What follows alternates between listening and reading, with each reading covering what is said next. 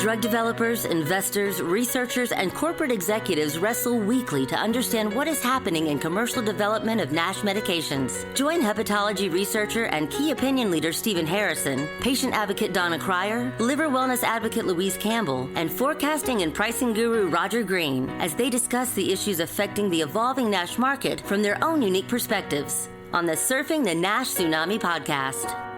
For everyone with an interest in NASH, or more broadly, fatty liver disease, surf's up, because episode 42 of Surfing the NASH Tsunami starts now. Welcome back. This is where, as we proceed through December, get towards the end of the year, I want to thank people for the fantastic responses to last week's episode. One consultant friend wrote me a note talking about how important it is that convergence is really the key to making progress in just about anything. And the way we focused on different kinds of convergence in the episode really got him excited. And this is a guy who has nothing to do with fatty liver disease and probably doesn't have a fatty liver, although he drinks a significant amount of Guinness. But that would not be fatty liver. That would be a different kind of problem entirely. Last week, we talked about some good news and some bad news having to do with the liver up until now. We're going to focus on two different issues today, one of which I think is unabashed good news, and the other which I think is, well, we'll see as we talk about it. The changes in the public perception of scientific credibility over the last year, medical credibility, and what that means, what we need to think about in that context. And then Donna and Andrew are going to unveil the Global Liver Institute's 2021 US NASH Action Plan. That'll be the second half of our episode. I'm really excited about all this. So we have Donna back with us this week. She was regaling us with stories of taking her Yorkies to the vet this morning. Donna, good to see you again. Thank you. Great to be here. And we have Andrew with us again. I was telling Andrew how he looks like two people I know, one of whom is my wife's current supervisor and the other of whom used to work for me. So he's got multiple doppelgangers. Andrew, how are you today? Doing well, and it's a pleasure being back. Okay, and then of course we have Stephen and Louise back with us. So I think we're just going to dive into the episode. I want to change our upfront question a little bit.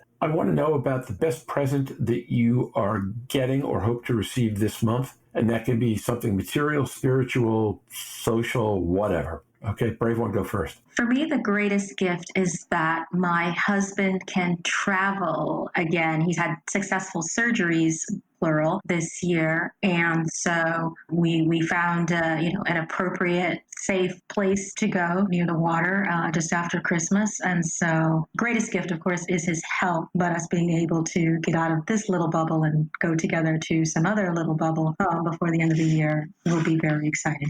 Fantastic. I think for me, really, it's going to be, and obviously everything has had to change so drastically due to social distancing and COVID-19. But having this small get together with my parents, being safe but still being able to see them, is going to be the best thing I could wish for. It's been months since I last saw them, so I think that really for me is just going to be a great kind of holiday gift. Mine's very similar to Andrew. It's the ability to get my parents out of their home and come and just have a change of environment for the first time in 9 months plus, really. So that'll be nice. And just to spend some quality time for 2 or 3 days. I would echo those sentiments across the board, and I think many people would, that family and time with family is critical, especially this year. But I'm going to say something maybe a little heretical and say I'm just really looking forward to not doing anything for about 7 days. Nothing. No emails, paper writing, no making a lecture, no talking, fatty liver, just chilling and maybe watching old movies or something. Okay, so Stephen, I feel compelled to let our listeners know that we will have fresh episodes up both of those 2 weeks, but they are all being recorded this week. So when Stephen says he's doing nothing for a while, you will hear him, but it will not be him in live. Pre-recorded. Pre-recorded, that's exactly right. In fact, I'm even doing my connective commentaries this week, so that for the next few weeks, this podcast will be pre-produced. So I'm going to be really heretical. Sadly, I'm not going to get to see any of my family for Christmas. We were in Texas recently. I can't get to Chicago and I can't get to Maine because my children there have work situations that don't allow them to see us without going into quarantine immediately afterwards. And, we lost my mother-in-law. So we really have no family to see, and we don't really like Chinese food. But what we decided instead is that we are going to find a way to dedicate ourselves to a week of health and fitness which should be challenging given how cold it might be. We've got bicycles, we run, we got other stuff. And we're just going to take a week and take care of ourselves. Again, Stephen, no fatty liver, maybe old movies, maybe newer things, but that'll be a great week. And then we'll come back to everything else we do refreshed. With that said, let's dive in. The first issue I want to spend some time on today is the issue of trust in science and the medical community. That's been a big fuss during the election year around issues of the vaccine and would people take it, wouldn't they take it, do they trust doctors, do they trust medical opinion. I saw a tweet last night for a gym owner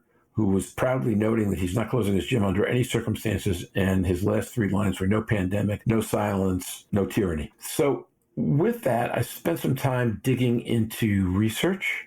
And what you tend to learn, and I'm just going to make this really brief, is that depending upon the study you look at, somewhere between 60 and 75% of the American people have extreme confidence in scientists and medical researchers. That number hasn't moved very much this year. What's happened is that certain groups that don't trust have gotten a lot more extreme about their statements. And I think it's that extremism that is the main thing that media is picking up on and the main reason that that's getting so much attention. As I said now, the Pew study, which is the definitive one, comes out in January. So we don't have January 2021 numbers. And as soon as we do, we'll put them up on the podcast and talk about them because I think this stuff is really important. That 60 to 75% range hasn't moved. And how you ask the question, who asked the question, tends to be where the answer stays. Thoughts about that? Well, I think that in order to have trust, and we're asked repeatedly, do you trust this? Will you take the vaccine? Do you believe in this? Without asking the corollary question on, is something trustworthy? It takes both sides. And so I think that in order for science to prevail, we need not only high quality, replicable science, but the transparency and the process and the communications around it that are sound and consistent and high quality and delivered by messengers who have some connection to and foundation with the people that they're communicating with. It's not just trust as some free-falling act. There is a partnership element to it and a requirement for some elements of trustworthiness that have been unevenly met in the recent past. I think another thing I would add, Donna made this point earlier when we were offline, but it's something that our organization, Global Liver, is to strive to correct, is the issue centered around health literacy. If you don't have a level playing field in understanding of health and data and science, just a basic understanding of what a hypothesis is or something like that, you're going to lead to situations like we have now. You have a politicization of science leading to, certain people kind of pointing to when something is wrong, saying that, you were always wrong, when really that's how science works. Science isn't 100% right ever, but that's the whole point of it, right? Is that when you have a theory or a hypothesis, it's a question, it's something that you are projecting as a future possibility. And it's really when we don't have that level understanding, it leads to where we are today, where there's disagreement, and then you see a politicization of it, and then we leads into this situation. And COVID was like the Super Bowl of numeracy and critical thinking and scientific understanding. It was like assigning everybody an AP exam that you had to have mastered statistics and scientific concepts from, immunogenicity to community spread versus, herd immunity. You needed to understand geography as well. It was a very complex, multifaceted, high-level exam when we haven't had the investment in science education, math, social studies, critical thinking skills for people to be able to sort through and make sense of the type of information that was presented. And to Andrew's point, was evolving so quickly to be able to sift out the misinformation. So traditionally, though, right, the way Americans handle that, and I think it's probably true of other societies as well, is they decide who they trust to explain it to them. So even if they can't get the entire explanation, they have faith in at least some of the purveyors of that information. And one of the things I believe has happened this year is that virtually everybody has been really responsible about this. Drug companies have had their favorability ratings go way up. because of their consistent refusal to rush the vaccine, coupled with how fast they are going. So it isn't like we're waiting 5 years, but it isn't like they were responsive to pressures that might have made them go faster than they thought they were ready. I believe that's one example. I think if we looked around, we could find a few more in terms of players who have behaved in a way that maybe have made the public more comfortable, or at least the mass public. But then, Donna, you go back to your question. Look, trust is lowest in lower education communities of all colors, but lowest Black, above that brown, above that white. And good reason for that. Go ahead. Correlation is not causation. So I think it has less to do with low levels of education, because often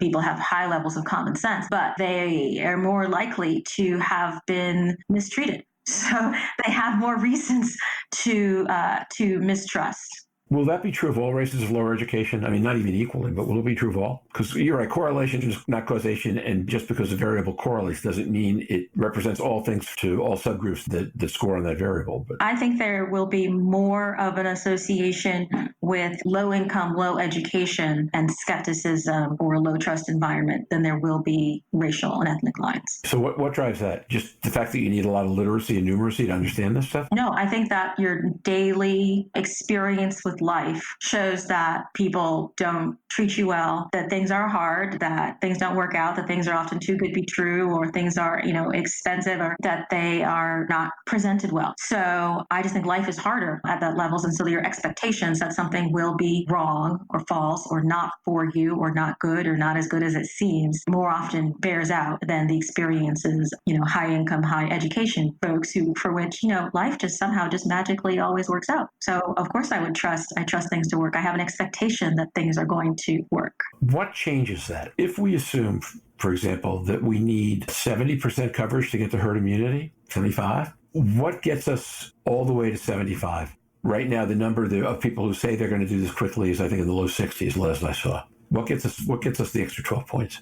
Where does it come from? I think it's time and experience. I think that a lot of skepticism is warranted because we haven't seen the data. We haven't seen, most of us, haven't read the full FDA briefing or watched. I do appreciate that they live streamed. I haven't seen the entire live stream. So, we haven't seen all the data. It hasn't been a long period of time for folks like me who are immunocompromised. I wonder, how many people like me are in the trial, want to see how 1A and 1B experience, what the side effects look like, what adverse events happen in a larger population that's potentially more diverse. I think just as more information develops, I fully anticipate that the numbers of people who are more willing to take it will increase. But I actually think it's unreasonable in how this has been presented, both in style and speed, to expect a high level of acceptance right now on the first day that they're shipping out. So I think that time will tell. I agree with that wholeheartedly. Time and experience. Those are two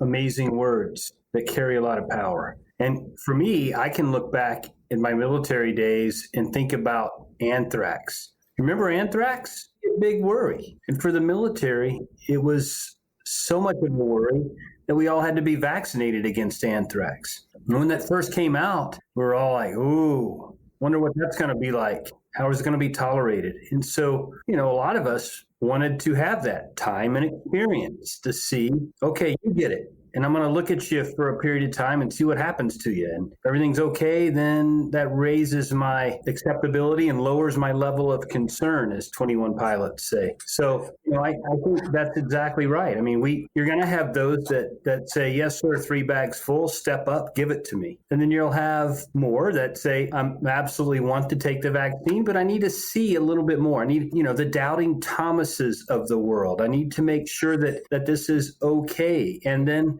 there will be the last remnant, that the holdout group, that it might take a group of people to convince them that this is the right thing to do. And then there will be those that never take it. But I think we easily get to the 75 with time. So Stephen, stay with anthrax for a minute. Were you an early adopter on anthrax? Did you lay back a little while? Where did you land on that? Oh, no, I was not an early adopter. I was inconspicuously absent on the days I was supposed to get the vaccine until I couldn't any longer. And it all turned out okay. So my question was going to be, so what was the tipping point? And what I think I just heard you say is there was no tipping point. You just couldn't hide anymore. No, there was a tipping point. I mean, at the end of the day, a leader in the military, you need to set the example, and you need to show the troops that you're stepping up and doing what you've been told to do. But again, there was some time and experience. I had several months that had passed since the initial shots were given, and people seemed to be doing okay. And, at some point you trust science, right? And we stepped up and did what we needed to do. Remember, these vaccines that have been generated have been almost done in a bubble where it's transparent to the point where we know when the trial starts, when the last patient enrolls, every potential tickle and pruritic episode that happened as a result of it. We knew when it was presented to the FDA. We knew when it was read out. We knew what the interpretation was. I mean, every bit along the way, it's been in the public domain, at least as far as what's happening with these vaccines. And we have to remember, as medical providers, we took an oath to first do no harm. And I think all of us that are in that business firmly believe that that's what we're doing. We need to trust science and we need to step forward. And for me, that I raise my right hand. There's no time and experience for me. Step up, give me the vaccine, and show by example that this is the right thing to do. I think I would add to this too, time and experience. It's also important. I think this is, maybe another point that Stephen was making, but it's messaging from our leaders. And if you start having the leaders of certain communities or certain sides of the political aisle or whatever that might be, reaching out to their community that they represent and making the push and, speaking in correct, layman's terms when they're talking about what has been found about these vaccines or whatever, and you're advocating for your community to take the vaccine. Paint a picture of the ideal leader for any given community and what makes that person ideal in that community. Well, I think this is something that we strive for in Global Liver Institute, is pushing up the patient voice, but the lived experience voice more specifically. So, when we're talking about what Donna was going through earlier, some points about, issues with data being inclusive and representation, it's important to have lived experiences at the table, people with lived experiences leading when possible. I think that is something that while, for us, we of course are going to trust the science and more, but for many who maybe aren't as caught up on everything, it is important to have someone talking to them who's been through what they've been through. And knows what they're going through, whatever that situation might be. So lived experiences can be applied medically or culturally or whatever that might be. I agree with Andrew on the patient voice. And I think as a country who now have rolled out the vaccine, I think let's look at who's taking the vaccine. We're vaccinating the highest risk patients first. Now, those are people over the age of 80 and in their 90s, and they are queuing for the vaccine. They are wanting the vaccine. They would rather have the vaccine than take the risk of having COVID. And I think, therefore, is the science mixed? Because we've had an awful lot of conversation over the last 9 months between all of the different science sides, all with different views, all with different outcomes. But do we start to follow the science of COVID and what we know, or do we look at the science of excess deaths as a result of the way we manage COVID due to that science? So science now is crossing the borders of politics, people's livelihoods, people's lifestyles. And I get the sense that the biggest dissenters for anti-vax are the younger generations, are the generations that are more skeptical due to their life experiences of science and politics, whereas the generations that have been through wars and real significant problems are actually the ones there wanting the vaccine, wanting to get back to a life where they've got a future, where they can see and hug their grandchildren and children. And I think they're there. They're trailblazers. Normally, we don't vaccinate and test drugs in the older population first. So we're now getting that experience. We've withdrawn the vaccine temporarily from anybody who's got significant allergies or anaphylaxis, because there was a couple of patients in the first few days did have a reaction, but they fully recovered. But that's the only reason that we've stopped it. So what science do you believe? Which one do you follow? We're closing down countries based on one side of the science, and yet we have a debate here from the other side that we shouldn't be doing that.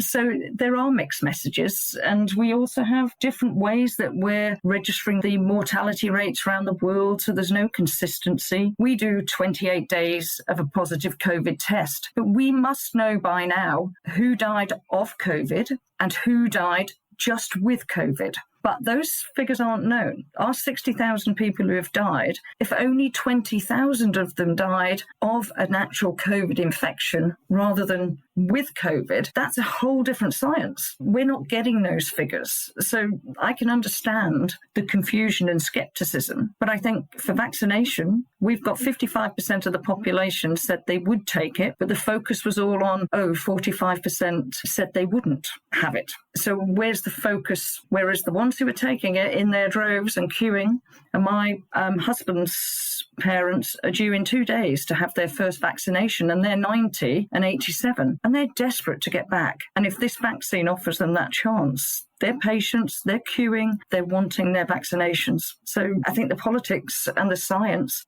are so mixed and muddled that it's not clear. Well, I also think that it's about what you want to achieve. For example, based on my underlying health conditions, I'm earlier in line than perhaps some others. But I'm not a first responder. I would like to think I'm essential to some, but I don't have to expose myself to people and the public physically to be able to do my job. And so it is not necessary for me to be vaccinated early on to reopen the economy or to keep me and mine safe. So there are a couple of different ways that you could look at the science. Would someone like me, if exposed, have a higher likelihood of severe disease or death? Yes, but I would put others in front of me who are in more likelihood of actual exposure, for example. I totally agree with that. The science has been strange all the way around the world. And I think that's where we're reaping the rewards. People are genuinely skeptical, and you have a need for a vaccine, and yes, you're protected, but how far do you wait for protection, and how much more science? If somebody offered you the vaccine ahead of other groups, you are valuable to lots of people. Therefore, lots of people would suggest that you take that vaccine, or you certainly consider taking it. I'm not necessarily agreeing or disagreeing with vaccination. I don't tend to like even anything being pierced through my skin, but that's a personal choice. Let me try to tie this up in a bow. Leadership matters, and the experience of people that you know and can touch matters. Leadership will do what leadership will do. People will get the vaccine, and they will report what their experience is, but rumors also fly amazingly fast. Furthermore, if we don't get enough use fast enough, herd immunity does not set in, and then we don't get the reap the benefits we're looking for. So the question winds up becoming, can you get the rate of acceptance high enough that people have the time to be appropriately skeptical in a world of confusing science and misleading, non-leading leaders in some cases, and still reap the benefits of the whole program? Donna, your mic's up. You can answer that, or you can go into the NASH Action Plan, or you can segue from one into the other, whatever you want to do. I'll take the challenge of segueing from one into the other, because I like a challenge. I think the answer is that Stephen's version of leadership, that while there are those of us who would like to have more time and experience with the disease, at the end of the day, we are in positions of leadership. We are examples to our community, or interconnected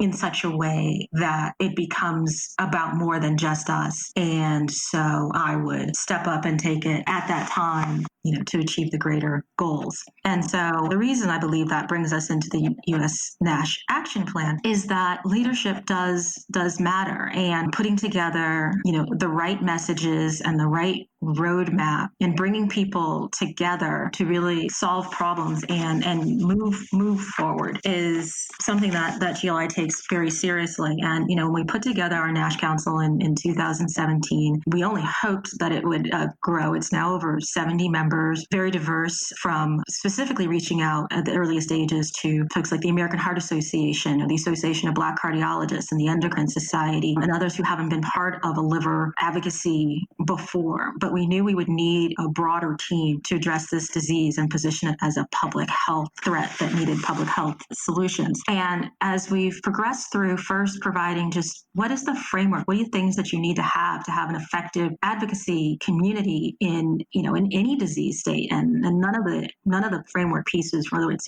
awareness or policy or what have you, existed in NASH before. And then earlier this year, we moved to create the language of NASH, to try to create some discipline out of the way we were talking about the disease. Now that we were finally starting to get some traction and momentum around awareness, but we weren't even using the same stats. So we were, calling it different things or describing it in different ways, and it was creating confusion. And so we put out the language of NASH. And so the logical next step, particularly in the absence of a National Academy of Medicine study or something like that, and I think that in a year when, amongst many other things, hopes were dashed in the NASH community. And I think there was a sort of a sense in the summer that people were lost in sort of a drift. And we didn't want to lose that momentum or focus on NASH, not because of fallbacks in drug development and not because of a pandemic. And so this US Action Plan, which is meant to be very complementary to other efforts that are going on with our partner organizations in Europe, we are part of multiple initiatives to try to,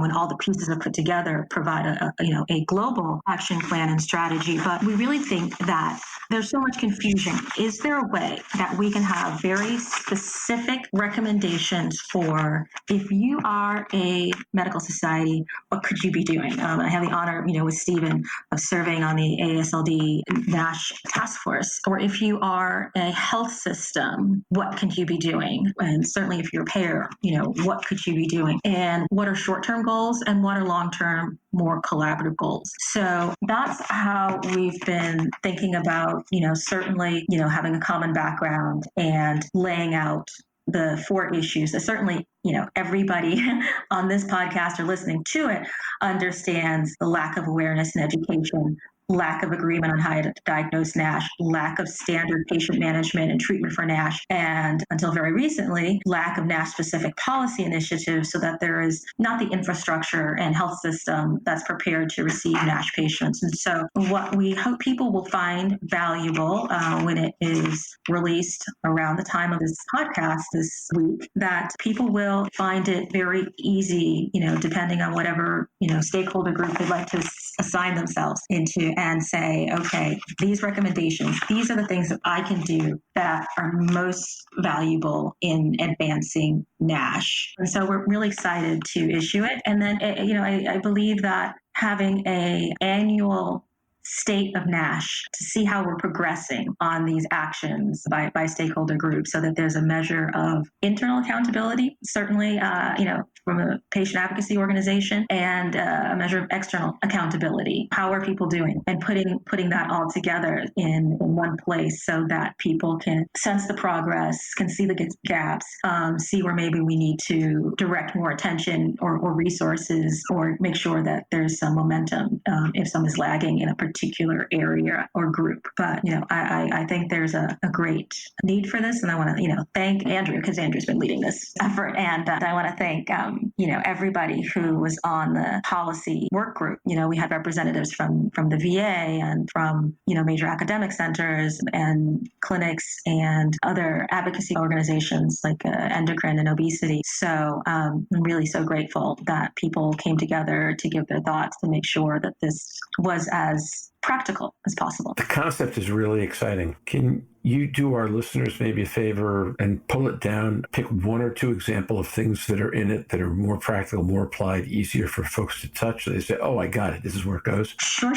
So for medical societies, one of the things that patients have pointed out that they'd love to have support from their medical societies is more NASH curriculum in medical schools, for example. I think we are seeing some progress certainly in NASH CME of different types, but the curriculum in medical school is one thing. Certainly we look forward to guidelines and other measures. For industry partners, there are suggestions and recommendations for diversity in the clinical trials, non-invasive diagnostic validation, integration for patient-reported outcomes measures, and some of these things, certainly, we want to give credit where people are already doing things, but I think having it in one place, sort of an assignment sheet, those are the types of things. For policymakers, there are both specific pieces of legislation, like the Liver Illness Visibility Education and Research Act, the Treat and Reduce Obesity Act, the NASH Care Act that was just put out. But then there are also general ways of approaching putting together legislation and ensuring that there is NASH-specific language in legislation that goes out on COVID or on diabetes legislation. So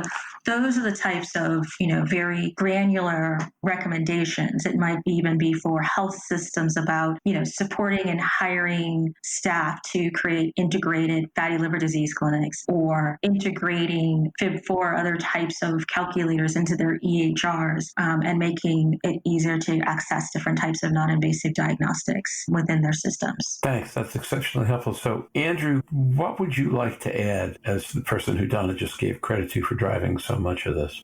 Well, first off, thank you to Donna for giving me the credit, but it was really a team effort. And I think really it's hard to add much. I mean, she said it all so well, but really kind of sum up briefly, and actually tie it into last week's episode. Really, the key here, and maybe it's, again, the silver lining of what we've seen from this global COVID crisis is, and this is something, again, that we've been advocating for a while here at GLI through our NASH Council and other means, but collaboration is the key, right? And that is what we are demonstrating with this action plan, is providing a series of recommendations for every stakeholder in the community to take action and to also hold each other accountable and to also collaborate together to respond to NASH. And when I think of, obviously my role specifically as director of policy, is when I look at the policy sheet, specifically, it's important to have this as a tool. So when I go to policymakers and they're like, many of them will respond with, wow, this NASH problem, I really want to do something,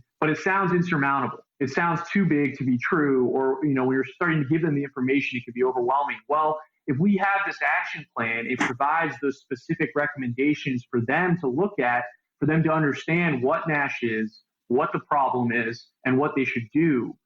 Is critical. And then also, to Donna's other point, we're talking about revamping it or modernizing it each year, having success metrics and ways to look at, okay, what recommendations were we able to accomplish? What are new recommendations we need to add? And we go from there. So it's very exciting. And I really can't stress it enough that it was collaborative. It really was a team effort through our NASH Council and through our task force and policy working group. And it really hopefully will demonstrate what each stakeholder needs to do from the stakeholders that are in that specific category, right? These recommendations weren't made from outside of that group. They were made by those that represent that category. So it's exciting. And I think it really, touches on a lot of what we've been talking about over the last two episodes of this podcast. I just think it's absolutely amazing work. And getting all of those organizations together to start to coordinate and collaborate in the care is just hats off and fantastic, because ultimately I agree that's where we all need to go. I think we look at the WHO published last week that 7 out of 10 of the world's leading causes are now non-communicable diseases, and NAFLD and NASH are systematic in several of those disease profiles. If you just look at the figures coming from diabetes, deaths have increased 70% in the last 19 years. And if we don't have that collaboration and people with diabetes don't appreciate that they have NAFLD and NASH, then I genuinely can't see that those figures, and shocking as they are, will reverse. So the GLI are doing both in the US and internationally is absolutely out there and has to be driving global policy. So well done. I would echo those sentiments. And I would say there's a lot of people working very hard in the field of fatty liver, just like they are for COVID. And if you look at each of those as an instrument that make up an orchestra, we need a conductor. And I think what GLI and Donna are doing give us that leadership that really is intuitive, but yet heretofore we haven't had. So we've had huge success in our understanding of the disease, and where we've come since Ludwig first defined it in 1980 to where we are now has been incredible. But I think there's so much data happening and so much movement and happening in lots of different swim lanes that we really need something to pull it together. And I think, what the path that GLI is on is a fantastic one. Thank you so much. That really was our intention. Probably the most frequent question that I get or have gotten over the course of the 6 years, the really fast 6 years, it seems, that GLI has been in existence is our role in research, and do we fund research and things like that. It's not that we rule it out. It's though we take a look at where the gaps are. In the same way, a corporate entity might look at market gaps, we look at advocacy gaps. And to me, looking at the liver space, particularly in these past 5 to 6 years, it has been so robust in terms of research. Not that there can't always be more, or that we can't shine a light or support on different areas of research, but it seemed to me the real gap was creating an environment where that research could be approved and adopted into care and reimbursed, and that all those different pieces that needed to wrap around and help the innovation actually get to people was what we wanted to provide. And so I think this report hopefully helps people understand, where their roles are and how they can help move this wonderful science and innovation and what is being developed and make sure that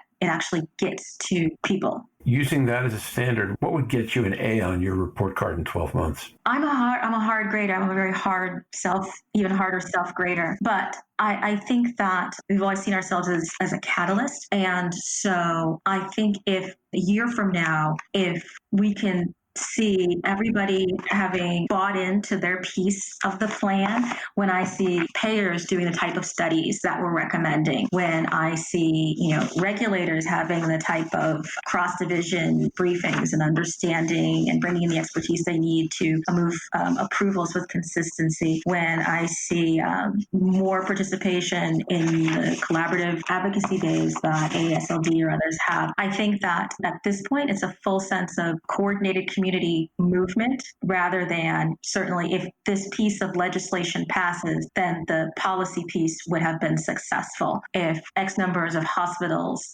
start integrating these calculators and non-invasive diagnostic pathways or increase the number of fatty liver disease clinics double in the country, then that health system piece would have been deemed successful, I think. So it's definitely an overall movement of sort of each group having buy-in to their part of the plan and holding themselves accountable for moving it forward. In some ways, it feels like we've gone full circle on the year. We started this podcast looking at a specific question, which was COVID, and wound up pretty quickly evolving to a place that went, this is a convergent problem. That the issue of how do you deal with NASH is a question of where do you pull the string, because there's so many different issues in so many different places. And what it sounds like you folks have done is to take a look at an integrated plan that says, okay, this is what convergence looks like. This is where the pieces need to come together. And if the pieces come together, here are some of the actions that we can expect to see coming out of that. The actions in themselves might not be sufficient to guarantee success. The outcomes might not guarantee success without convergence.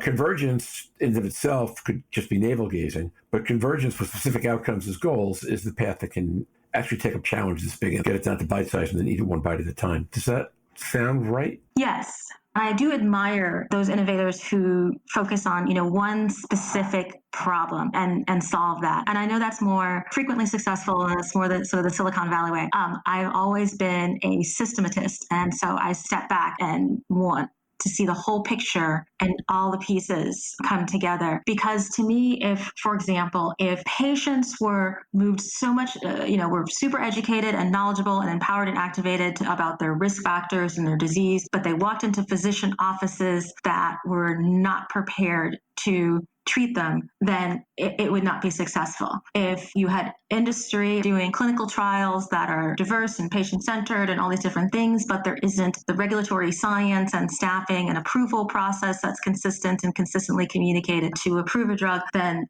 it's all for naught. So I have a strong philosophical bent that you need all the pieces of the puzzle moving And I love Stephen's orchestra. You need all the instruments in tune and playing their notes in time for the song to come through. I just had a comment. If it was all to go swimmingly, have you identified what you would consider as the biggest potential obstruction or part that you think will not get as quick a traction? Because often we can identify things that we think we're going to have a sticky time with a certain group or area. Were you able to identify anywhere in there, or was everybody very collaborative on the full buy-in? Well, I don't think it's a matter of whether people were collaborative or not. I think that the science or the state of things are at different places in different areas. So certainly, if we had a consensus around one non-invasive method of diagnosing and staging a patient, and we had a drug then to treat a patient,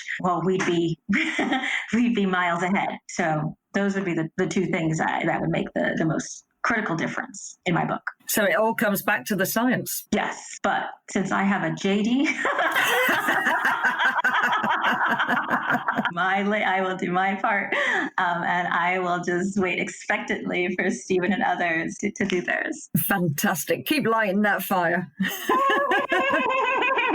I never thought of a JD as a degree that gives you a baton, but I understand where you're coming from here. You are orchestrating. I couldn't agree more. Thanks to Donna's leadership, we are here today. But, from a specific kind of barrier standpoint too, again, putting my policy hat on, the legislative process in itself is a slow process. Things take time. So that, obviously a lot of these recommendations are not specific to policymakers. So there are opportunities for near-term successes. While that happens, hopefully the long-term goal of legislative change can happen. Obviously, even if it takes a while, doesn't mean we shouldn't be advocating for that legislative change. But I think that still remains a consistent, barrier just in general. You're talking about changing a significant amount of legislation. It takes time. Yeah, I think at the end of the day, like anything else, you have a plan. You have a 30-meter target, 100-meter target, 1,000-meter target. That's, the Army vernacular. But you need short-term, mid-term, long-term goals. And I think you guys are setting that in motion. And back to the orchestra example, all the violins, for example, need to be in tune. You don't just tune them once and then for the rest of the time they're fine. You constantly have to evaluate and listen and make slight adjustments. And I think more generally, thinking back on this podcast today and how we started it with COVID, I've had a little bit of time to reflect on some comments that were made. And I'll just say this, leadership is not easy. And let me say that again, leadership is not easy. If it were easy, everybody would be a leader. What leadership takes is personal courage, selfless service, duty. And that's what the mark of somebody that is truly leading from the front illustrates. And I think we all can be leaders in eradicating this pandemic. But you need those three key components to do it. And it's not inherent in all of us, but it's there in all of us. We just have to step up and lead from the front. And I think the more of us that do that, the others will fall in line and we'll achieve the herd immunity. So now we've gone full circle from the front of the episode to the back of the episode and back to the front of the episode. And I did have a thought, which I'm going to share. Because we've been talking about orchestration, convergence, and all that, and pursuit of target. It feels to me in some ways that the metaphor might be sailing. You pick a point on the opposite shore, you try to get the boat there. The winds change, so you got to change direction. You might not take the most direct path. By the time you get there, you might not even get to exactly the point you wanted to. But as long as you keep focus on where you're trying to get to and you understand the winds and the water that you're dealing with, you can sail your way pretty much through anything you have to and keep advancing. Sometimes it might feel like you're going more sideways, but that's progress too. And Don, Andrew, if what you folks have done is to give us a map of the wind on the water and say, here's a point on the shore, people will all move their own boats in the right direction. And I think Stephen just gave a great definition of leadership. This is a definition of vision. Pick the point on the opposite shore, draw the map to help people see where they need to get to, and then help them see how to get there. So I'm very excited to see this project as it emerges over the next year. On the pandemic, Stephen, I agree with you. I think we all need to lead. I think Redfield, the CDC, I think it was today, who said the worst 4 to 6 months are ahead of us starting right now. But as people adopt the vaccine And as messaging becomes more consistent about what the right thing to do is, I expect you're right, that we will all take leadership in our own ways and we'll all get there. At least that's my hope. And a pretty optimistic note. Anyone have anything they want to add, or should we jump to the end? Let's jump to the end. One thing that surprised or enlightened you today. All right, I'll go first. Donna, I'm delighted by the scope of the action plan. Not the idea of it, not the conceptualization of it. You're really bold at this stuff, and you bring great people around you like Andrew. But the audacity of asking everybody to play together and showing them how to do that, which is what I assume you're doing from what you said, is just bold and fantastic and exactly what this disease needs right now. Great stuff. I am going to embrace your metaphor of sailing because I find it much more soothing and peaceful because I am naturally more of a sniper like Steven. So I'm going to try to embrace the fact that people will be out in the water. And when I look at it from time to time, they may be sailing a little off course by my standards, but I will have trust that the right winds and navigation will bring them to port. I don't think I was surprised by anything because I don't think there is anything I do not believe that Donna and Andrew and the team at the GLI can't achieve in trying to drive awareness along with the other organizations. And I truly hope that we can get that collaboration with the other diseases that's set out by the sound of it in the plan, because that'll just be fantastic. So I'm not surprised that they achieve all of this great work. And I'm sure over the next 12 months to 5 years, we will see such great benefits. And I'll just echo Louise's comments. I think, out of the cloud of COVID comes some clarity around a way forward in NASH, and I think it's outstanding. Can't wait to see the fruits of the labor. And I'm going to go a slightly different direction. I appreciate your guys' comments on our efforts. Obviously Donna's leadership has really gotten us here, but I think maybe and this maybe isn't a surprise because we're here for a reason. But I think in general, how much agreement there was on today's episode about whether we're talking about the problems, COVID vaccination and making sure that the right populations understand the value of the vaccine, or about, collaboration in NASH and more. I think it's exciting that there is such, agreement across all of us here. And there was not really any, I think that's a sign for the future, is that if we all agree on the issue and agree on how to attack the issue, hopefully we can move the needle. You know what? I love that note. Let's close with it. Let me just quickly tell listeners, the next 2 weeks, we are going to be asking some of our favorite people from the year who could make time available, which is why you're not going to hear Donna. She could not make time available, to sum up on one thing they heard this year on the podcast and have experienced in their work that they think is an important note on which to leave the year. Steven did the first one today. We've got them coming up in the next couple of days with Sunil Hasmain, Mazen Nuruddin, Jorn Schattenberg, Ian Rowe. Louise and I will do too, although we haven't decided when yet, and probably 1 or 2 other people. We'll compile them 3 or 4 to an episode, or maybe 5, and they'll be what we present for the next couple of weeks, with me kind of curating and moderating in the middle. And then we will be back at the beginning of January with a live episode or fresh episode on what to expect from 2021. I think based on what we heard from Steven today, I think you want to listen to the next 2 weeks. People are going to be thoughtful, and they're going to sum up important points and just send the year out on a high note. With that, let me thank Andrew for coming in today, Donna for making time in what's been a schedule that meant she couldn't stay with us permanently to do this the last 2 weeks in a row. Having you back has been wonderful. Steven, Louise, and then everybody else. Mike Wilson, who does our engineering, Polly Lee, who does our tech, Eric Rounds, our social media master, Buzzsprout. And most of all, we do this for you because people listen and they say things like, we have to listen to this every week. So thanks for being there. Thanks for driving us forward. Thanks for being part of this community. If you've been listening to Donna and Andrew, there is a lot for you to do next year. Please spend the next couple of weeks getting ready to do it, because these are tough people and they demand well. So with that, stay safe, surf on. There'll be a podcast the next couple of weeks, and we'll see you in the new year. Everybody have a great day. Bye-bye now. Drug developers, investors, researchers, and corporate executives wrestle weekly to understand what is happening in commercial development of NASH medications. Join hepatology researcher and key opinion leader Stephen Harrison, patient advocate Donna Cryer, liver wellness advocate Louise Campbell, and forecasting and pricing guru Roger Green as they discuss the issues affecting the evolving NASH market from their own unique perspectives on the Surfing the NASH Tsunami podcast.